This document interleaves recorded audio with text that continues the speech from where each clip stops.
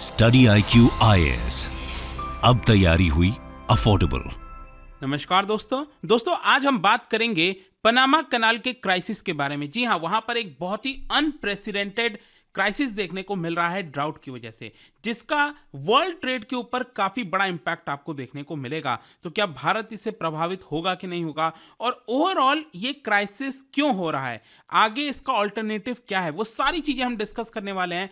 काफी कुछ आपको जानने को मिलेगा इस टॉपिक से। चलिए आगे बढ़ते हैं, लेकिन उससे पहले ध्यान रखिएगा कल तक हमारा जो सेल है बसंत पंचमी का वो वैलिड है। अगर आप कोई भी कोर्स या बैच लेना चाहते हैं स्टडी IQ पर, जैसे हमारा फाउंडेशन बैच है, इसमें आपको पूरी प्रिपरेशन कराई जाती है यूपीएससी की, ये ले सकते हैं। या फिर अगर आप चाहो तो इस साल का अगर आप प्रीलिम्स दे रहे हैं तो SIP प्लस वो आप ले सकते हैं, ताकि प्रीलिम्स क्रैक करने में आसानी हो जाए। इसको अवेल करने के लिए हमारे वेबसाइट ऐप पर जाइए, या फिर कमेंट सेक्शन में लिंक है और यूज करना है कोड अंकित लाइव। ये कोड इस्तेमाल करके आप किसी भी बैच पर मैक्सिमम डिस्काउंट ले पाएंगे। और इसके अलावा अगर आप MCQs अटेंड करना चाहते हैं तो मेरे इंस्टा पेज पर जा सकते हैं, वहां पर स्टोरीज में जितने भी MCQs हैं उसको आप अटेंड कर सकते हैं। चलिए शुरुआत करते हैं, और सबसे पहले तो ये देखते हैं कि एग्जैक्टली हो क्या रहा है। देखिए, ज्यादातर आजकल रिसेंटली आपने देखा होगा कि हौती अटैक्स के बारे में आप सुन रहे होंगे। वो रेड सी में हो रहा है सब कुछ। जो यमन में हौतीज हैं वो आपका अटैक कर रहे हैं शिप्स के ऊपर, जो कमर्शियल शिप्स हैं, जिसकी वजह से भारत ने अपने कई सारे जो वॉरशिप्स हैं उसको तैनात कर दिया है अरेबियन सी में। तो वो सारी चीजें देखने को मिल रही हैं। लेकिन अगर आप ग्लोबल ट्रेड में देखोगे तो सिर्फ इसकी वजह से इंपैक्ट नहीं हो रहा है, यहां पर एक दूसरा भी कारण है, और वो कारण है basically Panama canal. Panama canal मैं आपको दिखा दूं पहले थोड़ा सा मैप के जरिए। ये नीचे आप देख सकते हो, ये आपका साउथ अमेरिका है, ऊपर आपका पता ही आपको मैक्सिको और सेंट्रल अमेरिकन कंट्रीज यहाँ पर बहुत सारे आते हैं। तो इन्हीं के बीच में ये जो देश है ना पनामा, वहीं से एक कनाल गुजरता है जिसको पनामा कनाल कहा जाता है। ये जो कनाल आप देख रहे हो यहाँ पर, ये लगभग 82 किलोमीटर के आसपास का है, जो कि बहुत इंपॉर्टेंट रोल प्ले करता है। इंपॉर्टेंट इसलिए क्योंकि आप देखिए, जो अटलांटिक ओशन इधर है आपका, कैरेबियन सी और अटलांटिक ओशन इधर जाता है, और इस साइड आपका पैसिफिक ओशन है।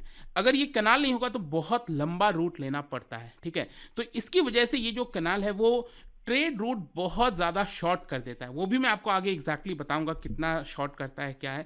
लेकिन ओवरऑल आप देख सकते हो, बताया जा रहा है कि पिछले साल जो है ऑलरेडी 36% ड्रॉप देखने को मिला था ट्रांजिट में। ट्रांजिट का मतलब हुआ कि जो शिप्स वगैरह आती जाती हैं उसमें 36% का ड्रॉप, ठीक है, ये देखने को मिला था। इसका कारण क्या है? देखो, कोई भी जो कैनाल होगा जहां से शिप गुजरेगी, ऑब्वियस सी बात है वहां पर आपको पानी चाहिए, तो पानी तो होगा ही होगा। लेकिन क्या है ना, यहां पर सूखा पड़ने की वजह से पानी का जो लेवल है, स्तर है, वो बहुत नीचे जा चुका है, जिसकी वजह से एक तो बहुत बड़ी बड़ी बड़ी जो शिप्स होती हैं, हैवी शिप्स होती हैं, वो आप गुजर नहीं पाती हैं। फिर यहाँ पर जो संख्या है शिप गुजरने की वो भी कम हो जाती है। तो ओवरऑल ट्रांजिट की अगर हम बात करें तो लगभग 36% का ड्रॉप देखने को मिला है। अब क्वेश्चन ये है कि आखिरकार ये जो सूखा की हम बात कर रहे हैं ना, ये जो ड्रॉट आया है पनामा कनाल में, तो इसका कारण क्या है? देखो, करेंटली बताया जा रहा है, आप सबने सुना होगा कई चीजों को, इनफैक्ट भारत के ऊपर भी एल नीनो का असर देखने को मिल रहा है। एल नीनो आप सभी को पता ही है कि नॉर्मल ईयर के केस में क्या होता है, ये जो पैसिफिक ओशन आप देख रहे हो, यहाँ पर ऑस्ट्रेलिया के साइड वार्म वाटर होता है, और ये वाला जो साउथ अमेरिका वाला साइड है यहाँ पर कोल्ड वाटर होता है। लेकिन एल नीनो के केस में, एल नीनो यूजुअली 2 से 7 साल के बीच में होता है, तो यहां पर उल्टा केस हो जाता है। जो वार्म वाटर है वो आपका साउथ अमेरिका और ये वाला जो पनामा और जो सेंट्रल अमेरिकन कंट्रीज मैंने आपको बताया, तो कोल्ड की जगह यहां पर वार्म वाटर हो जाता है, और जो ऑस्ट्रेलिया वाला कोस्ट है यहाँ पर नॉर्थ ईस्ट साइड, यहाँ पर आपका कोल्ड वाटर होता है। जस्ट उल्टा केस हो जाता है। तो इसकी वजह से दोनों को नुकसान होता है, ऑस्ट्रेलिया वालों को भी इधर नुकसान हो गया, और क्योंकि वहां पर एग्रीकल्चर वगैरह इंपैक्ट होता है, और इधर यहाँ पर जो फिशिंग वगैरह जो चीजें होनी थी वो अमेरिका वालों को इंपैक्ट हो जाता है। तो एल नीनो की वजह से बताया जा रहा है कि बहुत बड़ा पैटर्न, जो वेदर पैटर्न है, उसमें बड़ा डिस्रप्शन देखने को मिला है।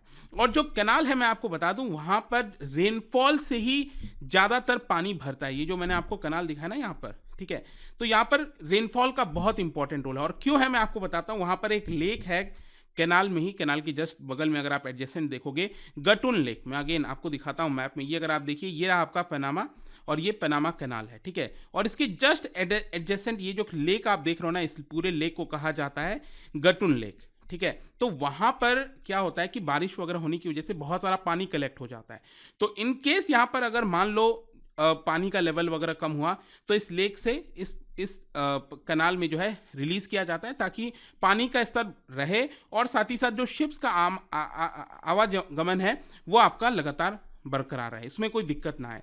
लेकिन क्या हुआ है कि 2023 से, पिछले साल से यहाँ पर रेनफॉल पैटर्न में बड़ा डिसरप्शन आया है, जिसकी वजह से पूरे लेक में यहाँ पर जो वाटर शॉर्टेज है वो देखने को मिल रही है। और मैं आपको एक और चीज़ बता दूं, ये जो लेक में वाटर की हमने बात की ना, वो कैनाल में तो काम आता ही है उसके लेवल को मेंटेन करने में, साथ ही साथ जो पनामा के लोग हैं उनको भी वाटर की सप्लाई इसी लेक से की जाती है।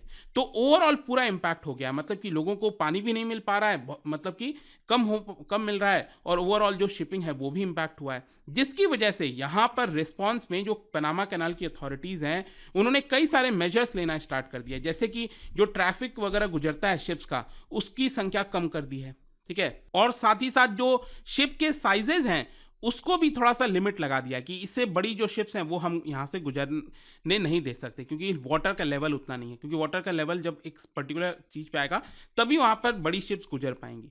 तो आई होप आपको समझ में आ गया होगा कि आखिरकार इश्यूज क्या आ रहे हैं। अब क्वेश्चन यहाँ पर ये है नेक्स्ट कि आखिरकार ये पनामा कैनाल ग्लोबल ट्रेड में क्यों इतना क्रूशल रोल प्ले करता है।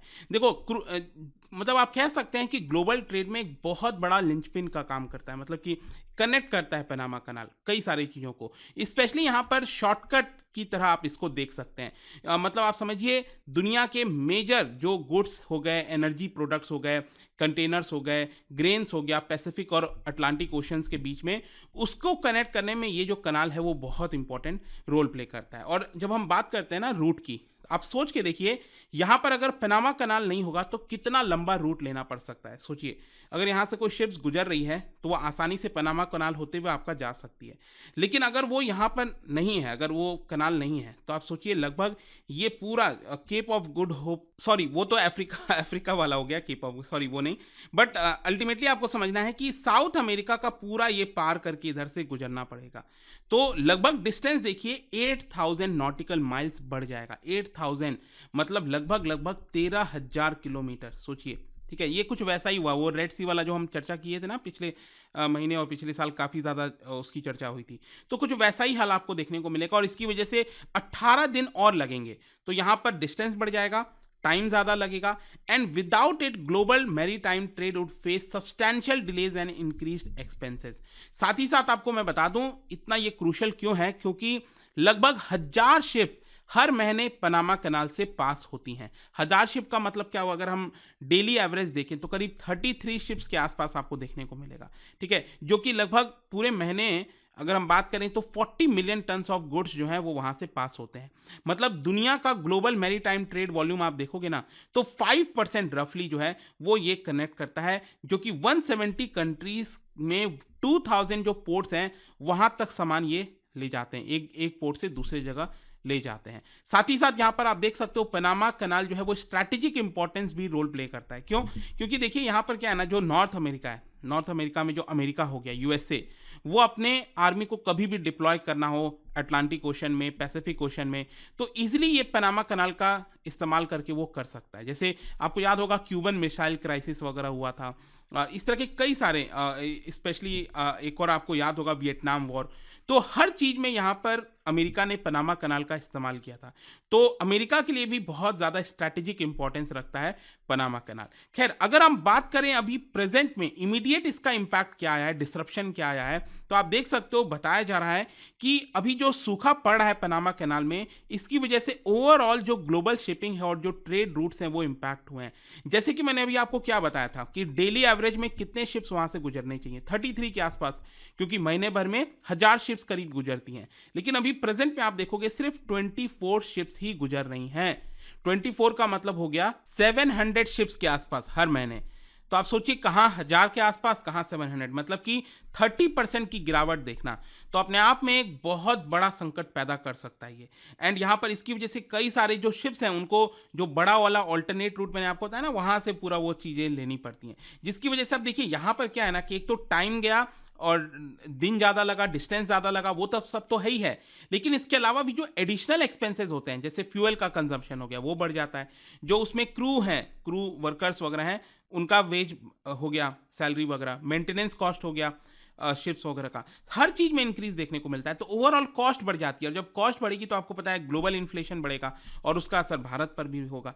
तो डायरेक्टली इनडायरेक्टली अल्टीमेटली भारत पर भी असर पड़ता है। और ऑल्दो अगर हम बात करें कि डायरेक्ट असर की, तो देखो डायरेक्ट असर में भारत के ऊपर कोई, क्योंकि हम बहुत ज़्यादा डिपेंडेंट नहीं है पनामा कनाल से। हाँ, हमारी डिपेंडेंसी जो सुएज कनाल है उससे बहुत ज़्यादा है, इससे हमारा उतना डिपेंडेंसी नहीं है। लेकिन अगेन मैंने आपको जैसा बताया कि इनडायरेक्ट इंपैक्ट भारत के ऊपर भी पड़ता है। तो अब क्वेश्चन ये है कि क्या इसको लेकर कभी ऑल्टरनेट रूट सोचने की कोशिश की गई?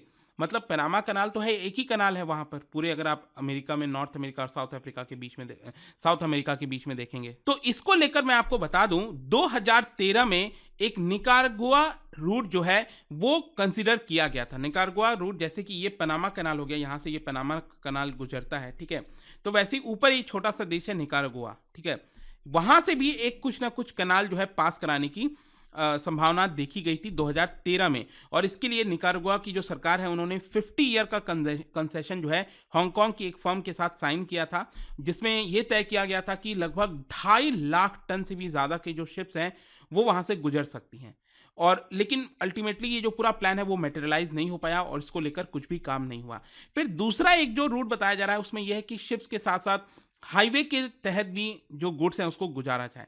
मतलब कि यहाँ पर आप देख सकते हो, मैंने आपको बोला कि अमेरिका का पूरा नीचे से जाकर ऊपर तक जाना, रादर देन दैट ये जो देश है ना, यहाँ से मान लो शिप आया, कहीं पोर्ट पर उतरा और फिर यहाँ से आप समझिए चिली सामान को उतार के वहाँ से जो हाईवे है वो आपका कनेक्ट कर सकती है चिली से अर्जेंटीना, फिर पैराग्वे और ब्राज़ील, और फिर दूसरे साइड सामान उतर जाए। तो यहाँ पर इस तरह का कुछ हाईवे बनाने की कोशिश, और इस रूट को बेसिकली बोला गया बाई ओशियनिक कॉरिडोर, ठीक है। तो ये भी एक प्रपोज किया गया ऑल्टरनेटिव वगैरह, लेकिन अल्टीमेटली आपको समझना है कि पनामा कनाल जो है वो सबसे बेस्ट है इस समय और उसमें इंपैक्ट आया है। आई होप कि इस टॉपिक से आपको सब कुछ समझ में आ गया होगा क्या क्राइसिस चल रही है। और जाने से पहले एक इंटरेस्टिंग क्वेश्चन, क्या बता सकते हैं which country is not bordered by Panama?